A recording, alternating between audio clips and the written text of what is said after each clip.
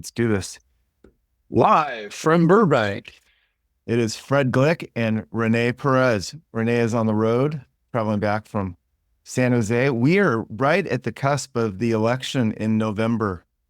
And that is the topic of the day. The topic of the day is, how is this election impacting real estate? René? So elections, it's kind of difficult, right? Because right now we see an election, we see candidates that have already ran, and you've seen those presidencies. And yes, you can't always use the past to kind of presume what the future is going to look like. But the reality is that, whoever is president, people still need homes, right? So I know that there's fear in the air about, what that means for taxes and what that might mean for people who don't want to be in the country with whoever the president is. But how many people are really realistically leaving the country depending on these election results? It's just not going to happen. And I think Fred has mentioned things like the people who are leaving weren't going to buy a house anyway, for the most part, right? Like the real home buyers who want to start a family here are not just going to get up and say, hey, you know what? I'm leaving because I don't like the president. Most didn't do that when the last elections happened. If anything, the only thing that's happened was during the pandemic, people left the state and left the country. And now most of them are back. Most people are realizing, hey, the place that I kind of hated because of COVID restrictions, it's actually not so bad. And I kind of miss that weather. I miss that just whole livelihood. Right. I think it's also the people are looking for excuse not to take action always. It's like an aversion tactic. And the latest one's going to be the election. And right after the election, it's going to be, oh my gosh, it's almost Thanksgiving. Can't do anything then. And then it's going to be the holidays. Well, we'll just wait for the new year. And then it's going to be, another thing in the new year. Yeah. And, if you're afraid of the market changing because of the elections, then in your mind, you should probably think about the idea that then you have to wait for 4 more years, because that's just the way elections work, right? That's an interesting thought. So if you're worried about the outcome and the outcome isn't as you expect, you are kind of in it for 4 more years. So are you going to get a long-term lease, or what are you going to do? Let me interject here. Your house pretended to stock. Okay. The value of it goes up or down depending on situations, depending on economic condition. In the old days, the plant would close and the entire town would go down economically. Johnstown, Pennsylvania. So now you have to look at it on a macroeconomic level of, if this person becomes president, what's going to happen? Is there going to be inflation again? Are they going to pay for more jobs, job creation, pass bills like the CHIPS Act did, so that it increases population in a certain location? It's this macroeconomic thing that's hovering over you that really is a microeconomic issue. And every single, I'm not even saying every single city, every single little area is going to be a microeconomic area for housing. So, that's really what it amounts to. If the schools start getting better, more people are going to buy in that place. The values are going to go up. So just think of your house as the stock. And when is that stock? You always want to sell high. So that's all this is. Or can you do something else with the money? Or do you need to move to a bigger house? Everybody's brain's got to figure it out for themselves. But don't let these giant political situations really bother you. It's an economic condition. So here's what will happen. X will become the president, and the day after, the stock market either will go down X or go up X. One of the two. That's it. That's what will happen. Then they'll start trading on the economic report that came out the next day. It's gone. It's old news. People think this stuff really lingers and lingers and lingers, when in fact, these are micro little pieces of news, and it just keeps going faster than you can imagine. And you look for trends. Yep. That's it. It is. And the horizon is always filled with fear and uncertainty. It's only in hindsight that you go, oh, those were the good times. Like if you look at, I've been in the stock market for 30 years, and there's never been a particular month that I'm like, we're in the good times. It's going to keep going. There's always been uncertainty and doubt. And it's only in hindsight that you see that like NVIDIA was always too high and now it's still too high, but who knows if it's going down or any other stock. It's in hindsight that you saw, oh, the last 3 years were the glory years for NVIDIA. The same things with houses. Yeah, NVIDIA just real quickly. The glory was they were the only guys to figure it out and figure it out on the scale. That's it. There's no competition. Now everybody's catching up. So guess what? NVIDIA is not going up like Baba Booey, Zoom, Well, that's anytime soon. Not to go into too much stock talk, but Why not? I saw a statistic today that NVIDIA is now 11% of the GDP. At the height of the tech bubble, Cisco was 5% of the GDP. Wow. Larry's pissed, I'm sure. Yeah. Uh-oh. They'll come back with a vengeance. No, it just tells you. And that's why they passed the Chip Act. I mean, it's just like, hello, keep all the chips here. Oh, did we ever find out what happened to that place in North Carolina that had the special stand to make the steel go with? I did. I read about that. Did it survive? Oh, it survived. It survived. And it wasn't so much the sand, it was the granite. And the granite. Okay. It wasn't like the sand washed away. The granite works. It has the most pure granite that is then slivered up or however produced. So that factory is still there. The granite's still there. The only place in the world. Now that's what you call a monopoly. That is, there's nothing you can do about it. Oh yeah. Because if you don't have the granite, unless they throw it into some chat GPT like product that will tell them how to manufacture it. I mean, the drug companies must love this. Love it. Mm-hmm.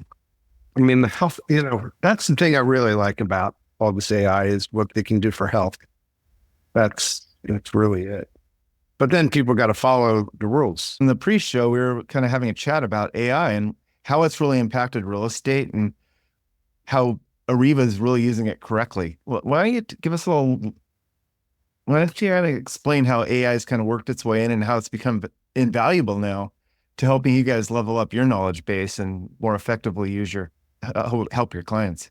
Well, let's separate this for buying, selling, or needing mortgage. So I'll do the buy side. I'll let René do the sell side. But on the buy side, it's been fun.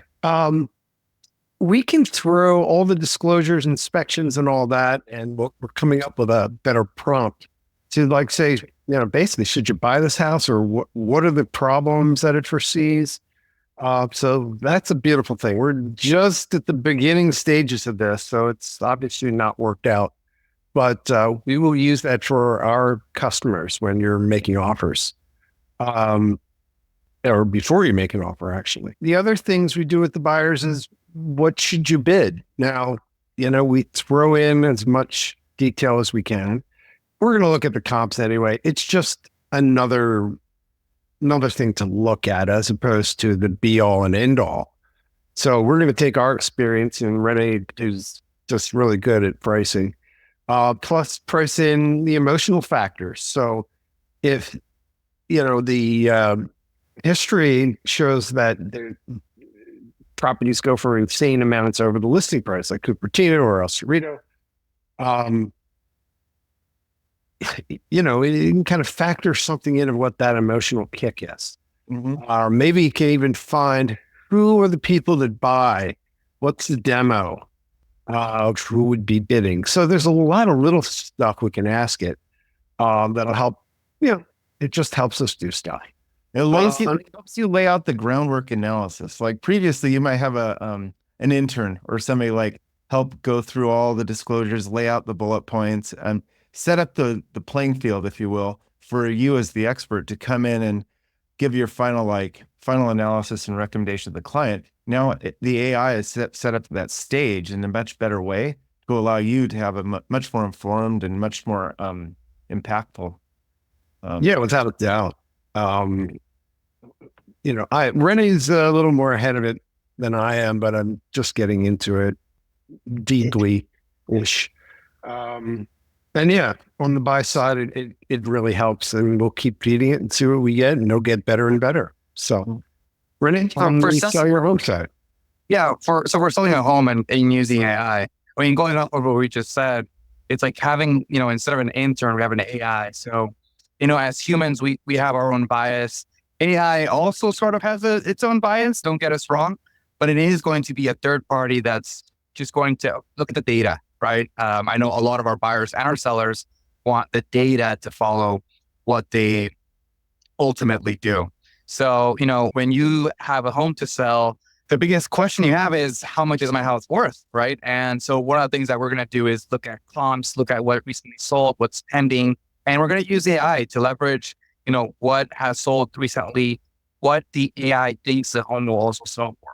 So we input it, we find comps, we might find comps that we didn't know exist just because I have my own bias of where I'm looking for the comps, right? So it's a secondary tool for us to use into price things. And it's the same way that Redfin and Zillow have their own estimates. Sometimes they're fairly accurate. Sometimes they're horribly wrong, right? So it's more of the tool as more than, oh, we're going to just only use AI. And, to prep your home to sell, sometimes and it's something that I'm using for our current listing in San Francisco. There might be a deck that in the backyard that might need a little bit of a covering, or you want to give people an idea of what they can do with the backyard. And we're going to create different iterations of what you can do with the backyard using AI, which is going to help buyers, feel a bit more confident in purchasing this house because they have different concepts, and it's not an extra cost for the buyers to get these different ideas. Or, we haven't really done it, but it is possible to use AI to change the color of the house. Oh, how would the house look like if I painted it purple or green, or, just keep it beige? So all of that is a part of our toolkit. And, even for descriptions, the hard part is then sometimes we have a lot to say, but we only have a limited amount of characters that we can use as description words for our listings. So we want to capture the most important words to go there, so that then once it's filtered out for the buyers, we choose the best wording for the listings, right? So even for that, we use AI in every step of the way. One thing that we certainly hope we one day are able to use one of the Tesla robots is to bring in some contractors and clean the house after every showing and turn off all the lights, right? But we're not there yet. Almost. I'm sure there's going to be competitive robots that we will evaluate the purchase of the robot depending on a lot of factors. In other words, Probably sooner than later. One of the things you touched on was one of the perfect uses for AI, and that's distilling information. Us in my field with marketing, we're always doing AdWords, and they have to have a limited character length, and we've got so much to stay in that space. And probably similar with the MLS listings and stuff, you're only allowed to say so much. And AI is very good at saying, I want to say all this, but I need you to do it in 300 characters, no more. okay, this is October 17th, 2024. Who are you using right now to do that? October 17th, I'm using a combination of Claude.ai, and that's going to be for more long form articles and stuff, and always output into a separate document. And then for AdWords, it's going to be the new ChatGPT Mini that is pretty good. But then it also depends. You can't just go, hey, ChatGPT, give me an ad. You need to back train the chat. Sure. With the proper prompt. And the good thing about Claude is that you can have a project and you can upload 50 documents of your clients and all their past ads and all their best performing ads. And all their best performing articles. And Claude will leverage that knowledge base to keep the same tone. Right? Interesting. You can build a very comprehensive prompt that makes your next task that much easier. So then you're truly working with a virtual assistant. Yeah, and maybe you can even define the demographic that should go after you should go after, and even the keywords and the headings. So you're talking about the ads. And now we're getting into kind of the latest part of real estate and kind of where I see AI going. You have your client intake form. You're asking them their psychographic profile, what they want in a house, pretty much everything about them. And you can put that into the AI and use that to evaluate disclosures or evaluate any parts about like an area. And it will help distill in your mind who that buyer is. It takes an agent, so guys, you've honed that over 20, 30 years of doing it. So you can kind of intuitively do it, but you can use that same intuition and stand upon the shoulders of this primary analysis and get extra insights. Yeah. And we will work on that when you get back from your vacation. Good New Zealand, everyone. Yeah. Hopefully he comes back in one piece. So, Oh yeah. be careful out there. You're not as young as you used to be. Boy, That is for sure. yeah. Yeah. Let's see, as we're wrapping down, current thoughts on that. So René, you started the conversation with the election coming up, which is 2 weeks, 2.5 weeks. Give us some parting thoughts on that and what a home buyer who may be considering buying a home in the next 2 weeks. So I think there's no perfect time to purchase a home, right? If you are on the sidelines waiting for the election, just forget about your own thoughts. Think about what other people are doing. Odds are, if you have a certain mentality, other smart individuals also have that mentality. So there's right now a portion of people who are waiting until the election to buy. And when you realize that the election does not really matter for your particular market, there are some small markets where it might affect it, right?